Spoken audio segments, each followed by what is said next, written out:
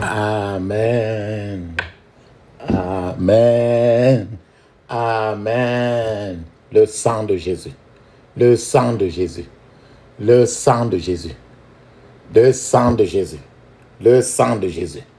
Le sang de Jésus. Le sang de Jésus. Dans le puissant nom de Jésus, nous avons prié. Amen. Amen. Amen.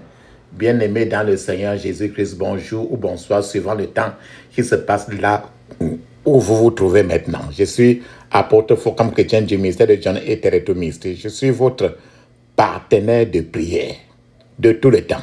Votre partenaire de prière de tous les jours. Encore que la grâce et la paix de notre Seigneur Jésus-Christ soient avec vous et toute votre famille. Amen. Avant que nous ne commencions notre thème de prière d'aujourd'hui, bien-aimés, papa, maman, je vais vous exhorter à prendre une cuillère à café d'huile d'onction, mettre cela dans votre bouche, remuer cela dans votre bouche et laissez-la durer dans votre bouche au moins 2 minutes avant de l'avaler après. Aussi, allez encore, papa, maman, mettez un peu d'huile d'onction dans la paume de 2 mains, frottez les mains suffisamment, frottez vos 2 mains avec cela suffisamment, frottez votre front, touchez vos cheveux, touchez votre nombril avec l'huile d'onction. Ce que vous avez fait pour vous. Et cette habitude de faire cela pour vos enfants. Embaumez-vous vous-même totalement aussi avec l'huile d'onction. Quand vous avez des mauvais rêves, avant de nous prenez cette habitude-là de vous embaumer suffisamment avec l'huile d'onction quand quelqu'un est malade. Même l'enfant, qui que ce soit, et dormez avec l'huile d'onction sur votre corps, vous avalez un peu et toute la nuit. Vous verrez ce qui se passe, même quelqu'un qui est suffisamment malade. Alors vous verrez la suite après. Amen. Ce que vous avez fait pour vous, faites toujours pour les autres. Alléluia. Quand vous avez même des mauvais rêves, faites toujours la même chose. Alléluia. La Bible nous dit très bien dans 1 Thessaloniciens 5, verset 17, il est écrit, ne cesse jamais de prier. Ne cesse jamais de prier. Alléluia. Amen. Ne cesse jamais de prier. Ne cesse jamais de prier. Parce que nous devons prier sans cesse. Notre thème de prière aujourd'hui, c'est intitulé « Ils ne savent pas ce qu'ils font ». Ils ne savent pas ce qu'ils font. Je vais dire, tu vas dire que mais ce thème de prière vient encore d'où? Je vais partager avec vous Luc chapitre 23, verset 34. Il est écrit, je cite, « Jésus pria, Père, pardonne-leur, car ils ne savent pas ce qu'ils font. » Les soldats se partageaient ses vêtements en les tirant au sort. Ça, c'est comme ça. Les soldats, ceux qui ont tué Jésus, quand il était sur la croix, Jésus a levé le dernier cri de prière, étant dans la mort, en train d'agonie. Jésus a lancé le dernier cri de prière. Il a dit, Père, voilà la grande prière qu'il a fait. Il a dit, Père, pardonne-leur, car ils ne savent pas ce qu'ils font. Les soldats se partageaient ses vêtements en les tirant au sort. Papa, maman, voilà Jésus qui lance la grande prière dans la situation la plus catastrophique d'une vie de quelqu'un. Il ne savait plus quoi faire. Il a lancé le grand cri au ciel. Père, pardonne-leur. Je sais que toi et moi, n'importe qui, s'attendrait au contraire à prier en disant que Père, comme ils sont en train de me tuer, tue-les aussi. Mais ici, Jésus, en étant sur la croix, il a levé la prière qui peut même étonner tout un chacun. Il a dit, Père, pardonne-leur, car ils ne savent pas ce qu'ils font. Les soldats se partageaient ses vêtements en les tirant au sort. Les soldats ont partagé les vêtements de Jésus au lieu de réfléchir à la signification de ce que Jésus était en train de dire. Il a dit, car ils ne savent pas ce qu'ils font. Ils ne savent pas ce qu'ils font. Les soldats ont ignoré les cris du Seigneur Jésus. Ils sont allés en avant.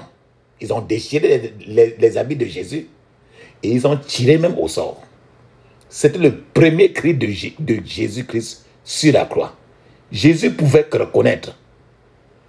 Quand il a dit ceci, Jésus, sur la croix, a reconnu, senti que ces gens-là qui étaient à terre étaient des soldats, mais ignorants.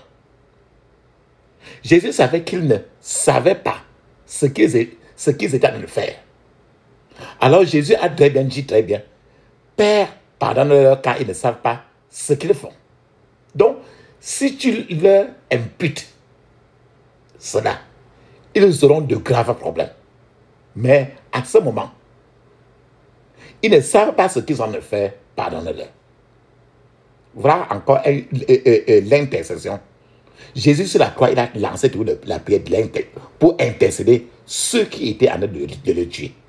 Jésus a reconnu l'ignorance de ces soldats. On dit souvent que ceux qui regardent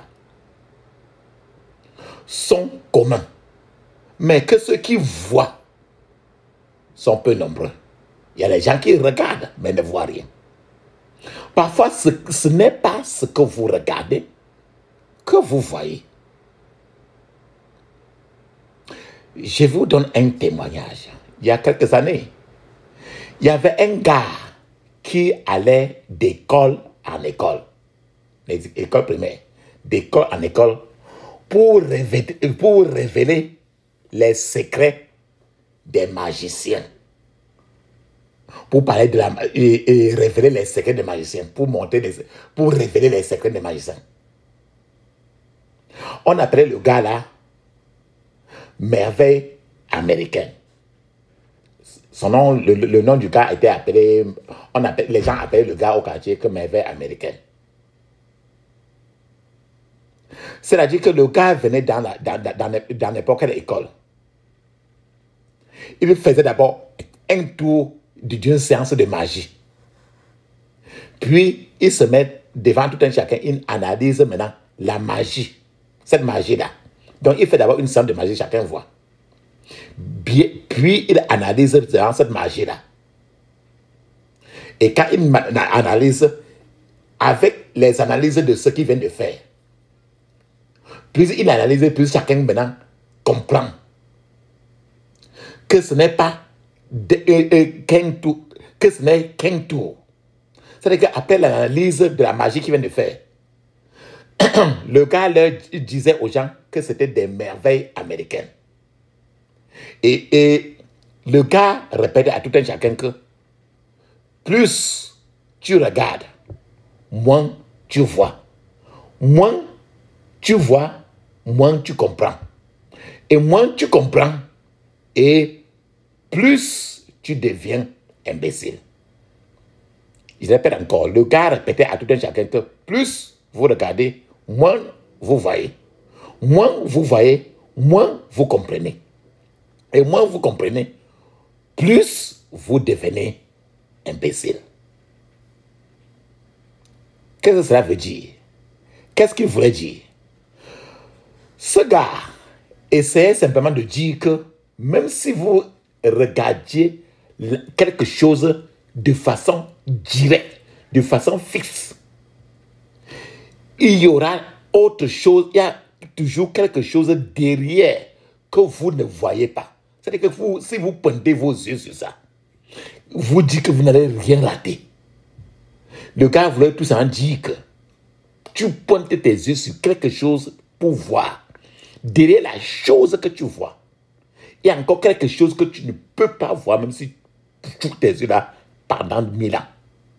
Il y a des choses que tu ne vois pas.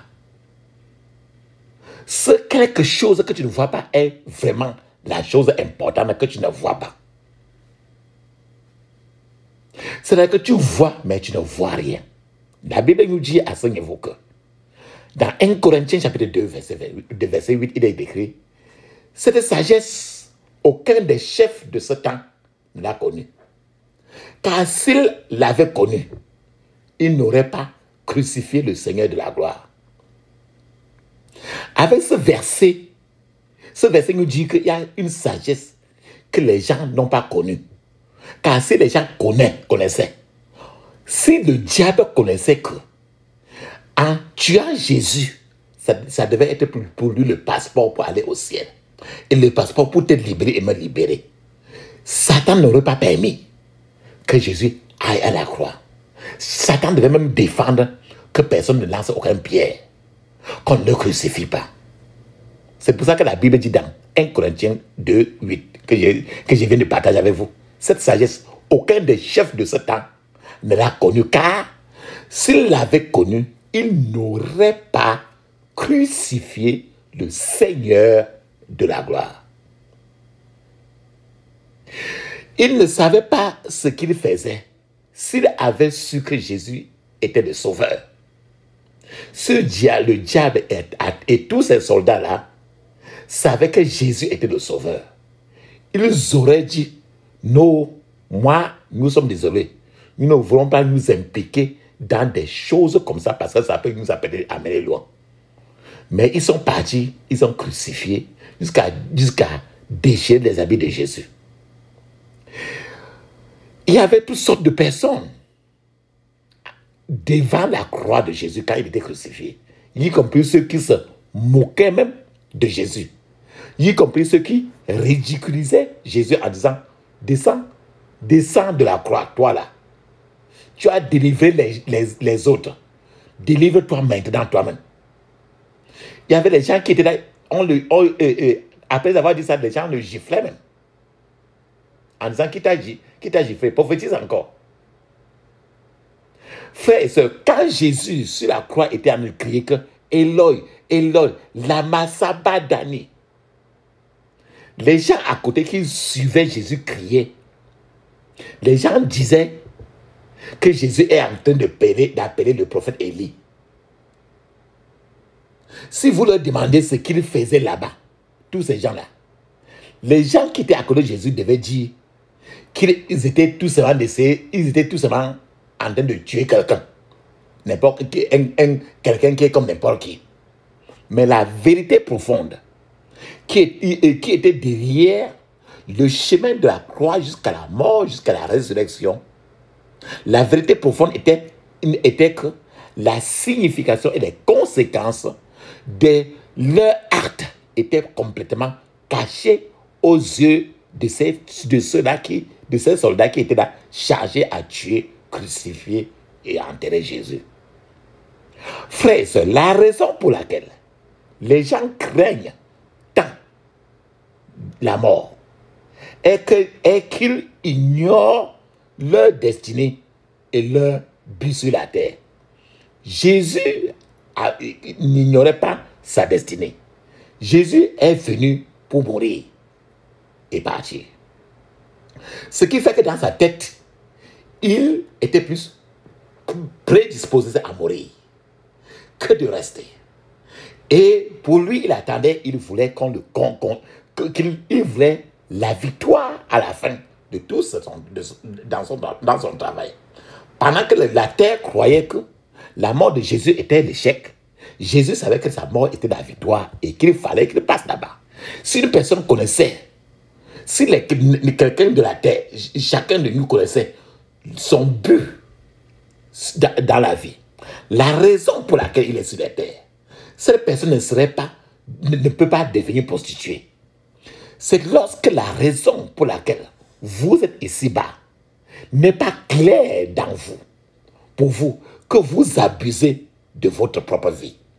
Si vous savez la raison pour laquelle vous étiez censé faire quelque chose, vous devez être très prudent. Donc, vraiment, papa, maman, ces gens ne savent pas ce qu'ils font. Jésus a dit ça, ils ne savent pas ce qu'ils font. C'est-à-dire que s'ils savaient que tout ce qu'ils ont de faire, ils sont en train de m'aider à aller à la victoire, ils ne quitteront pas. Et les conséquences de me crucifier devaient être très grandes. S'ils savaient ça, ils ne feront pas. C'est très triste. Mais vrai qu'il y a beaucoup de gens dans cette même situation dans la vie d'aujourd'hui, y compris des chrétiens. Dieu a montré, je vais vous donner un témoignage. C'était un homme de Dieu. Dieu a montré à un homme de Dieu une vision dans laquelle Lui, l'homme de Dieu, se trouvait au tribunal céleste. Et Dieu a dit à cet homme de Dieu, Dieu a dit, je cite, mon fils, je veux que tu regardes certaines procédures. Regarde. Peu de temps après, quand l'homme de Dieu était en train de regarder, il y a un jeune garçon d'environ 17 ans est arrivé et a été dirigé directement vers le feu de l'enfer. Mais l'homme de Dieu s'est tourné, il a dit à Dieu que le jeune garçon-ci, qu'a-t-il fait, monsieur? Le ciel a répondu qu'il a poignardé quelqu'un avec un couteau. La personne qu'il a poignardé est morte. Et le père de la personne a tué ce garçon. Ainsi, la personne poignardée, qui n'était pas né de nouveau, et le garçon qui l'avait poignardé, ont tous atterri dans le feu de l'enfer. Mais, pendant qu'ils étaient encore au tribunal, devant Dieu ainsi, après que le garçon eut été condamné sur place, le Tout-Puissant, le Dieu Tout-Puissant, a dit qu'il y avait encore 7 autres personnes qui devaient suivre du coup pour aller en enfer. L'homme de Dieu a dit que qui sont encore les 7 personnes, mais ça le cas est fini, qui sont encore les 7 personnes qui vont suivre ce même dossier-ci? Et Dieu a répondu, il a dit, l'homme qui a vendu la bière, l'homme qui vendait la bière devant sa maison et est un contributeur parce qu'il a vendu la bière et la personne a acheté la bière et ça l'a saoulé, il est parti pour regarder. L'homme qui a vendu la bière est un contributeur. Il va bientôt passer pour aller en enfer. Le professeur, le maître, qui lui donne les livres pornographiques pour lire, les livres sales à lire, est un contributeur dans le dossier. Il va passer bientôt pour aller en enfer, etc., etc. Et ils sont au moins 7. Sont des contributeurs à la mort de ces gens-ci. Le Seigneur a fait une liste d'autres personnes. Papa, maman, bien que ces gens ne vendaient que leur bière devant leur vente emportée. Quand le jeune garçon vient demander acheter la bière avec son argent, il donne l'argent, on lui donne la bière, il se sépare. La personne qui vend la bière ne sait pas que lui, il est impliqué dans la vie de la personne, dans le meurtre là. Mais pourtant, au ciel, il est déjà impliqué, qu'il sache qu'il ne sait pas. C'est pour ça que notre prière, le thème de notre prière aujourd'hui, pardonne-leur parce qu'ils ne savent pas ce qu'ils font. Le vendeur de bière ne sait pas ce qu'il fait, mais pourtant, il est condamné. Le vendeur de cigarettes, qui a donné la cigarette pour que la personne fume dans la délinquance juvénile, il est impliqué. Le vendeur de livres de pornographie est impliqué. Papa, maman, voilà autant de gens qui font des choses et ils ne savent pas ce qu'ils font, etc. Elles ne connaissent pas les conséquences et les implications de ce qu'elles faisaient. Père, pardonne-leur. Ils ne savent pas ce qu'ils font. Peut-être toi, tu continues aussi à faire des choses et trop de choses que tu ne sais pas. Vendre la cigarette, vendre la bière, les choses que Dieu a dit, tu ne dois pas contribuer à la mort de l'île. Même si tu ne prends pas la bière, tu ne prends pas la cigarette, que tu vendes, tu es tranquille, tu es condamné au ciel et tes dossiers sont déjà fichus devant Dieu. Il est malheureux que beaucoup de gens fassent la même chose aujourd'hui. La Bible dit que Dieu pèse nos actions Ce qui signifie que tout ce que vous faites, qu'il soit bon ou mauvais, a un impact énorme sur votre vie et sur la vie des autres, que vous connaissez, que vous ne connaissez pas. Papa, maman, considérez ce mot biblique, ce mot, le mot malheur. Que signifie le mot malheur?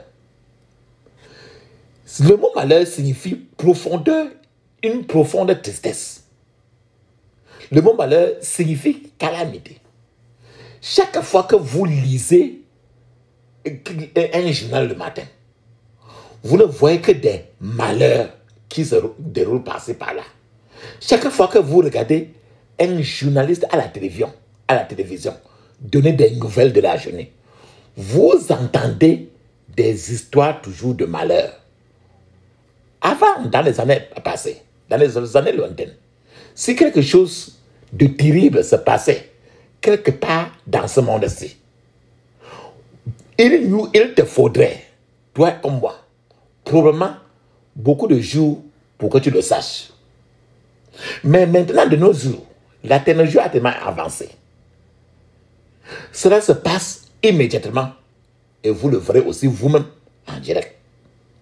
Vous voyez le sang des gens couler et les gens impliqués dans ce sang. Vous voyez les gens tirer avec le fusil et tuer d'autres gens.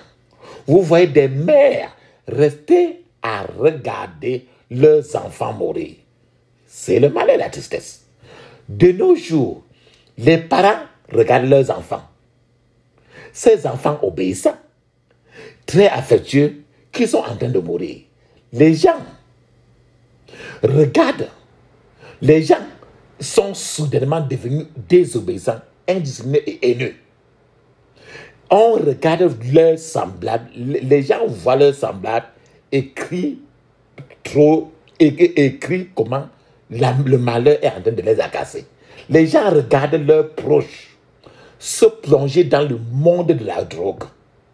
Et quand tu vois tes proches se plonger dans le monde de la drogue et autre chose, nous crions toujours le malheur. Les petits-enfants regardent leur père rentrer à la maison le soir ayant bu trop et ont saoulé, ivre. Et quand ils rentrent, ils tapent leur mère. Les petits-enfants regardent leur mère passer le temps à insulter, dénigrer leurs parents devant ses enfants. Les petits-enfants vivent des souffrances indicibles de rupture de mariage. Les mariages sont saccagés et les enfants en sont victimes. Et les enfants voient tellement des mariages qui sont enterrés à cause de l'adultère des parents égoïstes. Et ces enfants crient malheur. Frère, papa, maman, il y a quelque temps, je vais donner un témoignage. Le mari d'une certaine sœur est rentré à la maison vers 1h du matin avec une prostituée. Ce mari a amené la femme prostituée chez la sœur, chez elle, chez lui-même. Et étant entré à la maison, le mari a dit: Madame, vous avez une invitée. Il faut lui servir à manger. Alors la sœur s'est levée. Comme une épouse obéissante, elle a préparé le repas et a servi la femme. La femme s'est assise là, sans honte. La femme a mangé. La sœur, qui est la femme de type normalement, la sœur pensait qu'après avoir mangé, quelqu'un devait venir porter la femme dans la voiture pour rentrer avec eux, pour rentrer avec la dame là.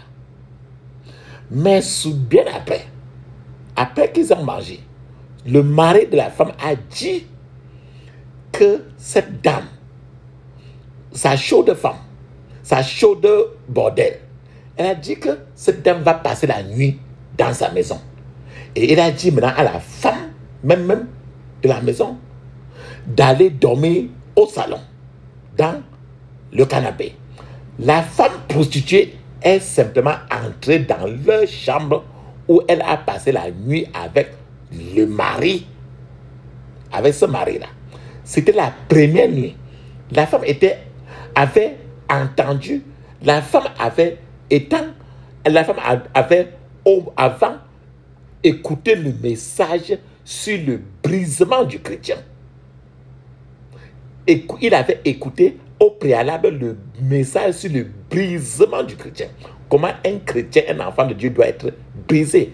Ce qui l'a empêché de casser la tête, de lutter avec cette prostituée. Ce qui a fait qu'elle a pris tout son calme.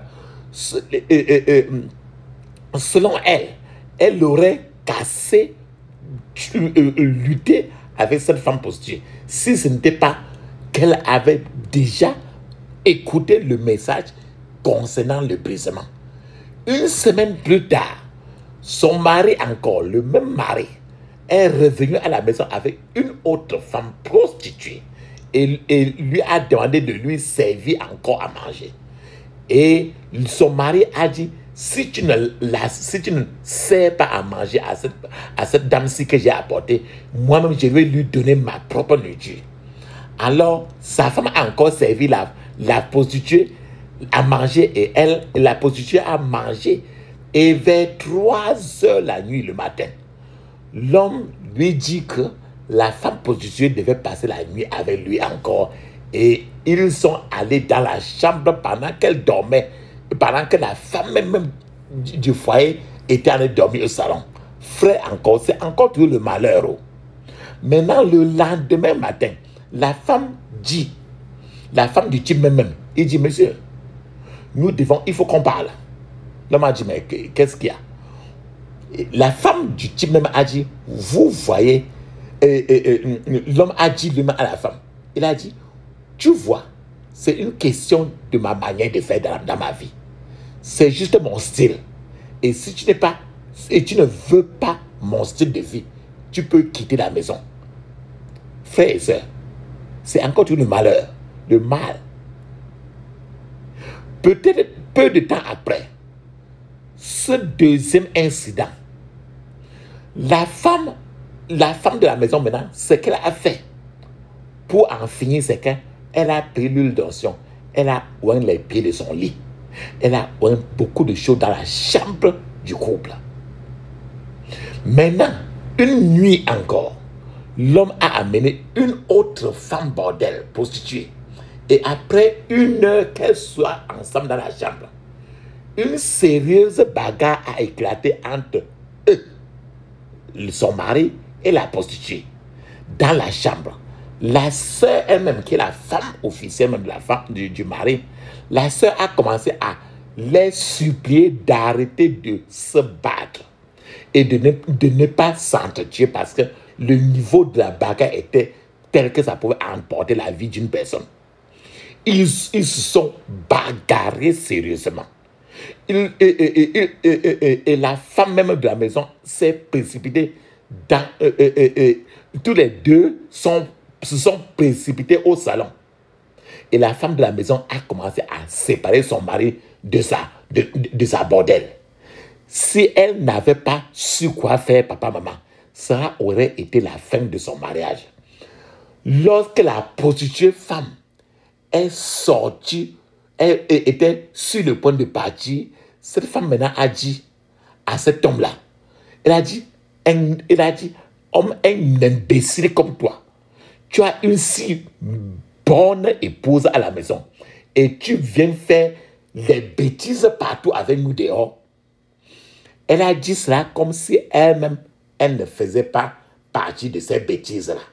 Je sais encore quoi, c'est toujours le malheur. C'est encore toujours des choses noires. Des choses, papa, maman.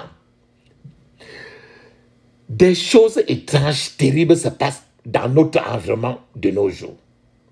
Je vous parle encore d'un autre témoignage. Un jour, une femme enceinte est venue voir une sœur. Et cette femme enceinte lui a dit, sœur, tu dois m'amener à ton église. Et la sœur a demandé à la femme enceinte quel est le problème. Et la femme enceinte a dit, cette grossesse que j'ai là dans mon ventre, cette grossesse parle. Maintenant, cette sœur La sœur maintenant, qui ne comprenait pas ce qu'elle voulait dire par ça, ce qu'elle voulait dire, a maintenant s'est avancée devant la femme enceinte et elle a placé un peu ses oreilles sur le gros ventre de la femme enceinte. Et elle a entendu une grande conversation se dérouler dans le ventre de la femme enceinte. La sœur qui n'était pas, cette sœur-là, quand elle a écouté ça, cette sœur qui n'était pas spirituellement trop forte, a du coup répondu à la femme enceinte, excusez-moi, si cela ne vous dérange pas, je pense que vous devez quitter maintenant même ma maison. C'est l'adresse de mon église ici. Partez à l'église là. S'il vous plaît, tant que vous n'aurez pas vu un ou deux pasteurs, ne venez pas me saluer à nouveau. Parce qu'il y a les pasteurs par là-bas. Papa, maman, et la sœur a fait maintenant quelques prières de délivrance et elle était guérie. Cette femme qui n'avait qu'une grossesse et dans le ventre, les choses étant ne parler dans son ventre, c'est pour ça que je vous dis toujours, buvez un peu l'eau d'onction. Lavez-vous avec l'eau de vie. Oignez votre ventre. Alors, pour que l'onction brise tout n'importe quel joug qu'il y a à l'intérieur ou à l'extérieur de vous. Toutes sortes de choses étranges, papa, maman, se passent partout aujourd'hui. C'est ce qu'on appelle le malheur. Il y a l'histoire d'un homme qui a vu deux garçons. Un homme était en train de marcher en route. Et deux petits garçons, il a vu deux petits garçons étaient en train de marcher. Cet homme, en marchant, a posé sa main sur l'un des deux petits garçons. Et l'un des deux petits garçons est devenu sur place un tubercule d'igname. Et cet homme-là, tant que la personne est devenue une tubercule d'igname, la personne-là a mis du coup le tubercule d'igname dans son sac. Le deuxième garçon, qui était très intelligent, a commencé à crier à haute voix en route. Il a crié, il a dit, mon ami est devenu l'igname qui est dans ton sac. Fais sortir mon ami rapidement. Le petit garçon a commencé à crier fortement. Et le petit garçon faisait beaucoup de bruit dans la rue. Et très vite, les gens ont commencé à se rassembler là-bas. Et on a commencé à dire, il a commencé à dire, que veux-tu dire par... Les gens ont commencé à demander au petit garçon, mais que veux-tu dire quand tu dis que mon ami est devenu une tubercule d'igname que tu as mis dans ton sac? Le garçon a dit, oui, mon ami est l'igname que cet homme-ci porte dans son sac maintenant. Quand les gens ont interrogé l'homme, l'homme a dit que ce qu'il portait n'était qu'une tubercule d'igname. Mais le petit garçon a insisté pour dire que ce tubercule d'igname était son ami, que le tubercule a transformé en tubercule d'igname. Alors, les gens ont dit d'accord, coupe ce tubercule d'igname, on voit. Le type a retiré la tubercule d'igname de son sac. Et il a coupé la couverture d'igname et le sang humain a commencé à sortir de l'igname. Alors, les gens ont commencé à taper le type. On a commencé à taper le type et on a demandé de convertir l'igname très vite en petit garçon. Alors, le type a converti très vite. Il a sorti une bague de sa poche. Il a mis sur sa main pour convertir l'igname maintenant. Et l'igname s'est transformé en un petit garçon sur place. Mais un petit garçon dont l'oreille du petit garçon avait été coupée. Papa, maman, c'est lamentable, non? L'homme a commis cet acte méchant parce qu'il cherchait de l'argent. C'est pour ça que je vous dis, papa, maman, ta naissance est ta chance. Dès le jour où tu es né, ta naissance, c'est un début pour lequel il n'y a pas de retour. Pourquoi le monde entier crie malheur? La réponse à cette question se trouve même dans la Bible. Le livre de Apocalypse, chapitre 12, verset 7, il est écrit: et il y eut guerre dans le ciel.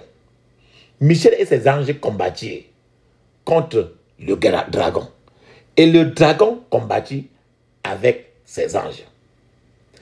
Certains gens s'attendent à ce que l'ennemi croise ses bras et vous regardez le combattre. Nous ne nous attendons pas à ce qu'il riposte. Nous voulons tirer à balles réelles sur l'ennemi. Et nous attendre à ce qu'il nous tire des balles à blanc. Non. L'ennemi, tu tires, l'ennemi est toujours en train de tirer. Même quand tu ne tires pas, il tire pour chercher à tuer, détruire et saccager. Entre toi et l'ennemi, il y a un combat que tu ne veux ou pas. L'ennemi aussi combat désespérément contre toi et moi, que tu sois ignorant ou pas. C'est pourquoi l'ennemi harcèle les gens dans les rêves et il les suit partout. Lorsque vous combattez l'ennemi, il essaie de riposter. Il continue à combattre, mais la Bible dit que l'ennemi ne peut jamais remporter le combat. Mais la Bible dit qu'il y aura toujours combat entre toi et le monde du diable, et la sorcellerie, et les sorciers. Que tu le connaisses ou pas, que tu l'aimes ou pas. Mais il va te combattre, tu vas le combattre, mais l'ennemi n'aura jamais, il ne remportera jamais le combat. Mais tu es là pour combattre. Pourquoi il dit cela? Apocalypse 12, verset 8 à 9, dit très bien, je cite: mais il n'était pas assez fort, et il n'y avait pas de force. Et le grand dragon fut précipité sur la terre. Ce serpent ancien, appelé le diable et Satan, celui qui séduisait toute la terre, et il fut précipité sur la terre avec ses anges. Alors le ciel se réjouit. Mais, alors, réjouissez-vous donc, cieux et ceux qui y habitent. Malheur à la terre et à la mer, car le diable est descendu vers vous, rempli de colère, sachant que son temps est court. Papa, ça c'est Apocalypse 12, verset 12. Réjouissez-vous donc, cieux et ceux qui y habitent. Malheur à la terre et à la mer, car le diable est descendu vers vous, rempli de colère, sachant que son temps est court. Satan est venu, et le malheur est venu avec Satan. Voilà ce qui est clair. C'est Apocalypse 12, 12. Cela vous explique comment les êtres humains peuvent tuer 6 millions d'autres êtres humains dans des fours à gaz. Donc Satan est venu sur la terre avec le malheur. Le Satan n'est pas venu avec le bonheur. C'est pourquoi un être humain peut tuer 6 millions d'autres êtres humains dans un four crématoire, dans un four à gaz. Cela vous explique pourquoi une femme peut partir sur un marché local pour acheter des choses et soudain une bombe est lancée sur la place du marché et quand elle rentre chez elle, elle trouve la tête d'un être humain dans son panier. Le diable est venu sur la terre avec le malheur. La Bible dit très bien: malheur à la terre et à la mer, car le diable est descendu vers vous, rempli de colère, sachant que son temps est court. Ceci explique encore pourquoi, cela est clair, la raison pour laquelle un homme peut violer ses 2 filles. Ça explique pourquoi un homme de 45 ans ou 50 ans, 50 ans ou 55 ans peut violer un enfant, une petite fille de 5 ans. Et quand vous lui demandez pourquoi il a fait, il répondra: je ne sais pas. Je ne sais pas ce qui m'a pris. Je ne sais pas ce qui s'est passé. Attends, je vous donne un témoignage. Il y a quelque temps, c'était un homme, s'est collé collés comme le chigon à une femme.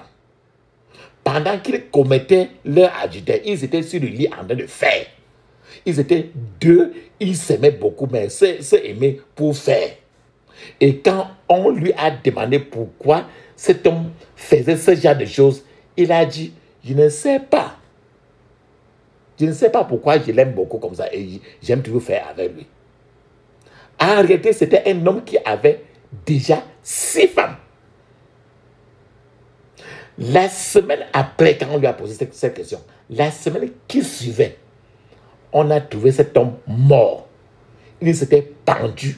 Il a utilisé sa propre ceinture pour se pendre. En d'autres termes, c'est son pénis qui va l'accrocher à l'enfer. Parce que ce qui va l'amener à l'enfer, c'est son pénis. Quelle horreur pour la terre et la mer, car le diable est descendu vers vous, rempli de colère, sachant que son temps est court. Papa, maman, il veut bien utiliser le diable veut bien utiliser ce temps assez court. Un frère a décidé, il y a de nombreuses années, que le temps court du diable ne peut pas marcher dans sa vie.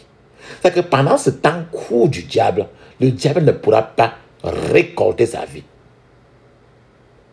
Papa, maman, comment expliquez-vous le cas d'un garçon de 13 ans qui prend un fusil et tire sur son petit frère, puis tire sur tous ses parents? Quand on lui a demandé pourquoi il a fait ça, il a dit, je ne sais pas, monsieur. Une voix me disait de le faire. C'était une voix étrange. Frère et soeur, écoute encore autre chose. Un homme a pris un fusil, a d'abord tiré sans discernement. Il est parti sur un marché. Les gens sont bondés là. Il a tiré sur la tête du marché et a tué assez d'innocents. On lui a demandé pourquoi il avait fait cela. Et il a dit, quelque chose marchait dans mon cœur comme un serpent. Et cette chose m'a dit de tirer pour tuer et je l'ai fait. Papa, maman, je vais vous donner encore un témoignage d'un frère. Il disait que la première fois que lui, il est allé dans une prison, dans un pays étranger, pour voir quelqu'un, il dit qu'il a rencontré un jeune homme. Et il a commencé dans la prison là, il a commencé à causer un peu avec cet homme-là en prison.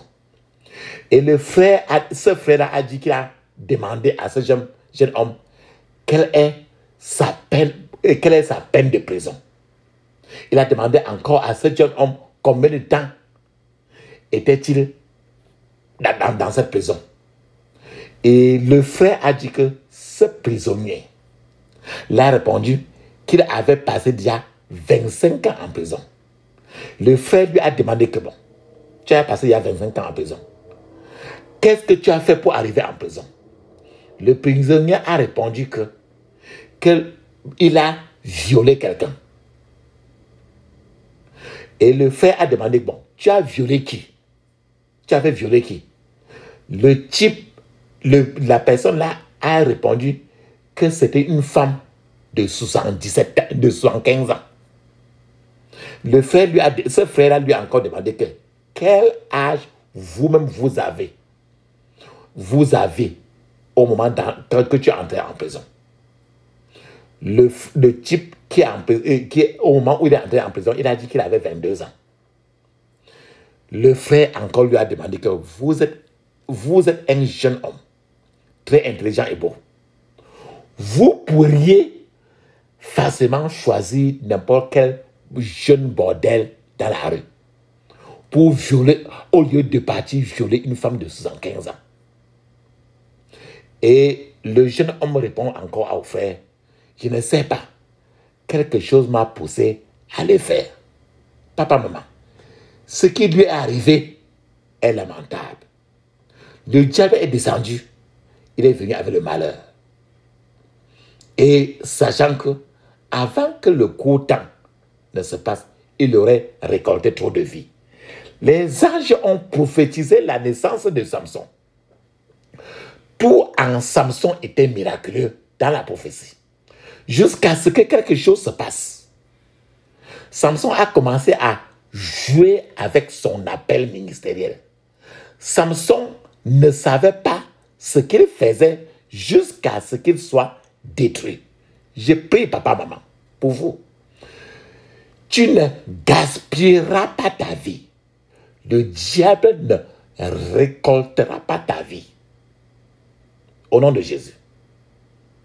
Frères et sœurs, une chose est inévitable pour le chrétien et pour le non-chrétien.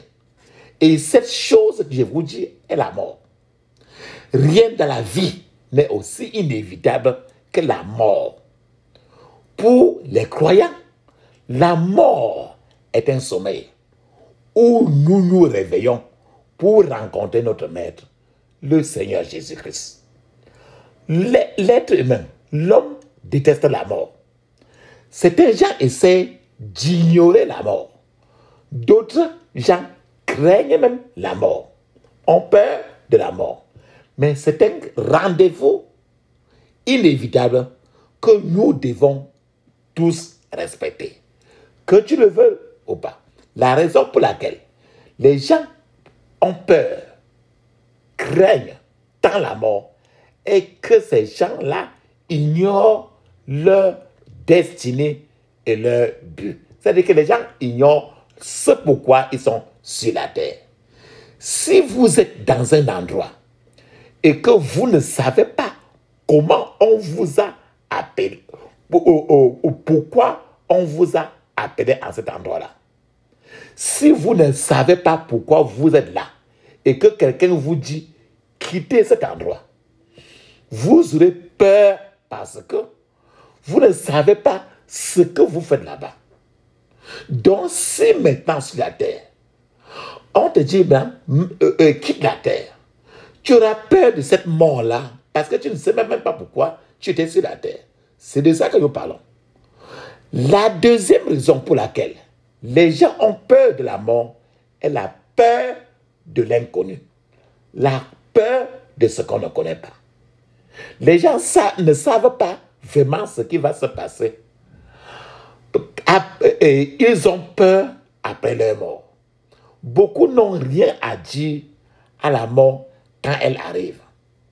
Quand la mort s'approche d'un véritable chrétien, quand la mort s'approche d'un chrétien sérieux, et le chrétien sérieux dit, monsieur la mort, je ne pars pas maintenant, mon temps n'est pas arrivé. Vous voyez, j'ai ceci à faire, j'ai cela à faire, ne me perds pas le temps, j'ai trop de choses à faire. C'est ma mission et mes ordres de marche avec le Seigneur que j'ai à faire sur la terre. Je ne les ai pas terminés, je n'ai pas encore de programme pour quitter la terre, donc je ne vais nulle part. Alors, voilà le vrai chrétien qui n'a rien à voir avec la mort. Il le dit et il tourne, il continue à travailler pour le Seigneur. Monsieur la mort va s'enfuir, mais certains gens n'ont rien à dire à monsieur la mort. Alors quand monsieur la mort vient vers ces gens-là, il est plus facile pour le diable de s'emparer d'un chrétien qui se promène simplement sur la terre. L'une des plus grandes tragédies qui puisse arriver à une personne est qu'elle ne sache pas ce qu'elle fait de sa vie sur la terre. La Bible nous dit très bien, dans Ecclésiaste chapitre 3, verset 1, je cite, il y a un temps pour tout, un temps pour toutes choses sous les cieux. Cela signifie que lorsque la saison pour cette chose sera terminée, alors la chose-là sera terminée.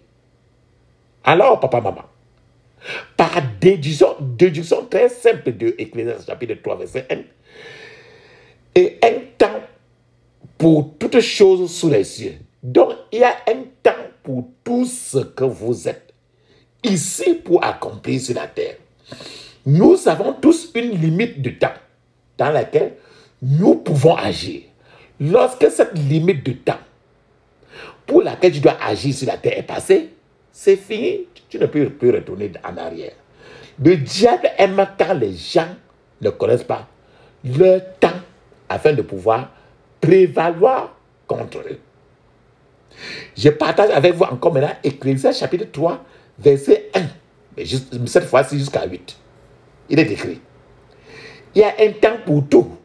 Un temps pour toutes choses sous les cieux. Un temps pour naître. Un temps pour mourir. Un temps pour planter. Un temps pour arracher. Ce qui a été planté.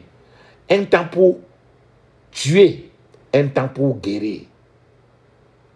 Un temps pour démolir. Un temps pour bâtir. Un temps pour pleurer. Un temps pour rire. Un temps pour se lamenter et un temps pour mourir. Un temps pour jeter des pierres, un temps pour en ramasser. Un temps pour embrasser et un temps pour s'abstenir d'embrasser. Un temps pour obtenir et un temps pour perdre. Un temps pour garder et un temps pour jeter. Un temps pour déchirer et un temps pour s'aimer. Un temps pour se taire et un temps pour parler. Un temps pour aimer et un temps pour haïr. Un temps de guerre et un temps de paix. Papa, maman, regarde un peu. Entre Moïse, Dieu et Moïse. Dieu a dit à Moïse, pendant que lui et le peuple d'Israël étaient à Kadès Barnéa pendant beaucoup d'années. Ce qui est écrit dans Deutéronome chapitre 2 verset 3. Il dit, vous êtes sur cette montagne depuis trop longtemps. Pourquoi ne vas-tu pas là où tu es censé être? C'est-à-dire que Moïse, le peuple d'Israël, était en train de errer simplement dans les parages. Ce qui signifie que quelque chose a dû mal tourner sur Moïse et le peuple d'Israël. C'est-à-dire que ils tournaient toujours sur place. Ça veut dire que quelque chose n'allait pas. C'est pourquoi nous devons compter. Nous devons racheter le temps. Nous devons régulièrement examiner nos vies. Car le temps presse. Le diable a peu de temps à faire. Alors, le diable poursuit les gens férocement. Lorsque vous avez une opportunité spirituelle et que vous la perdez, vous ne pouvez peut-être pas la regagner. C'est pourquoi parfois, Dieu donne une très longue corde. Certains gens qui sont censés être sur la montagne luttent toujours encore dans la vallée de la vie. Et Dieu est en train de dire, comme maintenant, montez, montez, montez. Après un certain temps, j'ai peur et je crains encore que le Tout-Puissant ne se taise à force de crier à toi et moi, monte, monte pour rien. Et on n'arrive pas à monter. J'ai peur que le Tout-Puissant ne se taise et ne remplace certains gens parce que les gens-là ne sont pas des gens sérieux. Rappelez-vous encore de l'histoire de Esau. Esau, le frère jumeau de Jacob.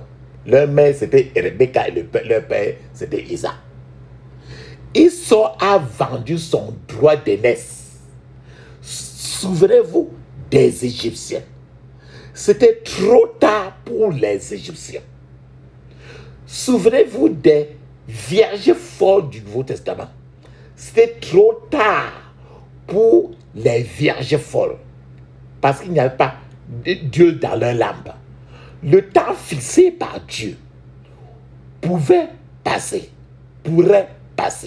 Je prie pour que ce temps-là ne passe pas dans votre vie au nom de Jésus. Je prie pour que vous rachetiez le temps. Et quand le temps fixé par Dieu sera passé, et que vous tergiverserez encore en disant, plus tard je leur répondrai, je vais faire comme ça. Après un certain temps, je ferai ceci. Après un certain temps, je ferai cela. Et que le temps est passé, vous aurez des troubles pour rien. Papa, maman, Il y a un adage qui dit que celui qui ne sort pas son seau quand il pleut et qui pleure parce qu'il n'a pas de l'eau, quand la pluie aura cessé, comment trouvera-t-il de l'eau? Nous sommes venus ici au monde nus corps, nus, complètement nus. Et nous reviendrons, quitterons de cette terre nue. Il vaut mieux ne jamais être né sur cette terre que de naître et de ne pas accomplir son but ou de ne pas être sûr de l'éternité. Ce que j'appelle éternité, le paradis. Frères et sœurs, votre naissance est votre opportunité. Je répète encore, votre naissance est votre opportunité. C'est un début. Votre naissance est un début pour lequel il n'y a pas de retour en arrière. Le jour où on t'est sorti du ventre de ta maman, que tu as commencé à crier, c'est le jour que tu as commencé, tu as commencé un voyage. Vous ne pouvez pas revenir en arrière. La mort aussi est un engagement. Aucun homme ne peut échapper à la mort. Lorsque vous naissez, vous commencez un voyage, cette seconde-là où vous êtes né, qui commence sur la terre, mais ne s'arrête pas sur la terre. C'est pourquoi Jésus lui-même, il a dit dans Matthieu 26, verset 24, il a dit, le Fils de l'homme doit mourir selon la manière dont la Bible le dit. C'est-à-dire que la mort qui est suivant la Bible. Vous devez donc aller comme il est écrit de votre destin. Un jour, tout le monde atteindra le point de non-retour. Et ceux qui ne veulent pas aller au paradis, l'enfer est prévu pour eux. Il y a beaucoup de chrétiens qui flottent simplement. Il y a beaucoup de chrétiens ne font pas grand chose pour le Seigneur. Beaucoup de chrétiens ne font rien de sérieux pour le Seigneur. Beaucoup de gens sont très occupés pour servir le Seigneur. Mais en ce qui concerne Dieu, papa, maman, cette occupation, ce travail que tu as de faire, et tu n'as pas le temps, n'est rien. Immédiatement, quelqu'un meurt. Il ou elle est emporté et les gens peuvent penser que la personne est en train de partir au paradis. Mais la personne sait où elle est en train de partir parce qu'elle sait ce qu'il a fait sur la terre. C'est maintenant le moment d'être sûr de l'endroit où vous allez aller. Ou le ciel, ou le feu de l'enfer pour continuer la souffrance. Vous devez être sûr de l'endroit où vous allez avant que la mort ne vienne vous chercher et qu'il ne soit pas trop tard. J'ai prié pour vous, pour qu'il ne soit pas trop tard pour vous au nom de Jésus. La puissance est dans le sang de Jésus. La puissance est dans le sang de Jésus. La puissance est dans le sang du roi des rois. La puissance est dans le sang de Jésus. Le pardon est dans le sang de Jésus. Alléluia. Le pardon est dans le sang de Jésus. Le pardon est dans le sang du roi des rois. Le pardon est dans le sang de Jésus. La victoire est dans le sang de Jésus. Alléluia. La victoire est dans le sang de Jésus. La victoire est dans le sang du roi des rois. La victoire est dans le sang de Jésus. Amen. Papa, maman, ferme maintenant des yeux, ouvre ta bouche. Dis ceci. Je couvre mon esprit, mon âme, mon corps et toutes mes possessions du sang de Jésus. Je couvre mon esprit, mon âme, mon corps et toutes mes possessions du sang de Jésus. Dans le puissant nom de Jésus, j'ai prié. Amen. Ferme tes yeux, dis ceci. L'ennemi n'aura pas le dernier mot sur ma vie. Au nom de Jésus. L'ennemi n'aura pas le dernier mot sur ma vie. Au nom de Jésus. Dans le puissant nom de Jésus, j'ai prié. Amen. Ferme tes yeux, dis ceci.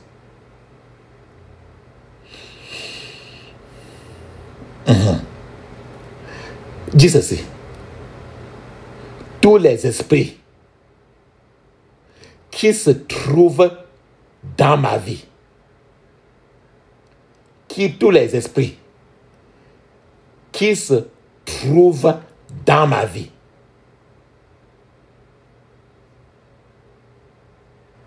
mourez au nom de Jésus. Mourez au nom de Jésus. Dans le puissant nom de Jésus, j'ai prié. Amen. Ferme tes yeux, ouvre ta bouche, dis ceci. Je dois aller au paradis. Que le diable le veuille ou non. Au nom de Jésus. Je dois aller au paradis. Que le diable le veuille ou non. Au nom de Jésus. Dans le puissant nom de Jésus, j'ai prié. Amen. Dis ceci. Je ne viendrai pas au monde en vain. Au nom de Jésus. Je ne viendrai pas au monde en vain. Au nom de Jésus. Dans le puissant nom de Jésus, j'ai prié. Amen. Ferme maintenant tes yeux. Mets une pause parce que tu vas parler en langue 7 minutes. Avec les yeux fermés. De parler en langue est écrit dans Marc chapitre 16, verset 17. Actes des Apôtres chapitre 2, de 1 à 5. Et dans plusieurs places du Nouveau Testament, c'est écrit là-bas. Pendant que tu parles en langue, pendant 7 minutes, je suis en train de t'attendre. Vas-y. Dans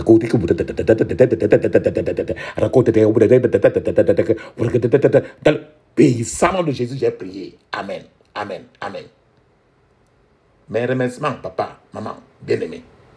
Si vous avez parlé en langue 7 minutes, rappelez-vous toujours le chiffre 7. Amen. Ferme tes yeux, dis ceci. Rappelle-toi très bien. Dans le livre de Josué, il y a une personne qu'on appelle Acan. A-C-A-N. Le Seigneur avait interdit que les gens ne touchent pas certaines choses. Mais il y a quelqu'un qui s'appelait Acan. Il a pris ça, il a gardé, il a volé, il a gardé. Et comme il a volé, toute sa famille, tous les problèmes venaient dans sa famille à cause, les problèmes venaient trop dans sa famille, dans sa vie, dans toute la société à cause de ce type-là. Il s'appelait Acan. A-C-A-N. Donc, quel n'importe qui dans ta maison, qui porte des choses de Satan, et à cause de ça, Satan visite ta maison. C'est un Acan. Ça peut être ta maison ou ta famille ou bien quoi que ce soit. Ferme tes yeux, dis ceci. J'ordonne à tous les Acans dans le camp de ma vie d'être exposés et déshonorés au nom de Jésus. J'ordonne à tous les Acans, A-C-A-N, qui sont dans le camp de ma vie d'être exposés et déshonorés au nom de Jésus. Dans le puissant nom de Jésus, nous avons prié. Amen. Ferme tes yeux, dis encore ceci. Mes mains et mes jambes serviront le Dieu vivant au nom de Jésus. Mes mains et mes jambes serviront le Dieu vivant au nom de Jésus. Mes mains et mes jambes serviront le Dieu vivant au nom de Jésus. Mes mains et mes jambes serviront le Dieu vivant au nom de Jésus. Dans le puissant nom de Jésus, j'ai prié. Amen. Papa, maman, ferme maintenant tes yeux. Ouvre ta bouche. La prière, c'est une communication entre toi et le ciel. C'est que tu parles, le ciel parle. Ton créateur, qui est mon créateur, il doit te parler aussi. Tu as déjà bien parlé. Tu dois donner aussi le temps que le Seigneur te parle aussi.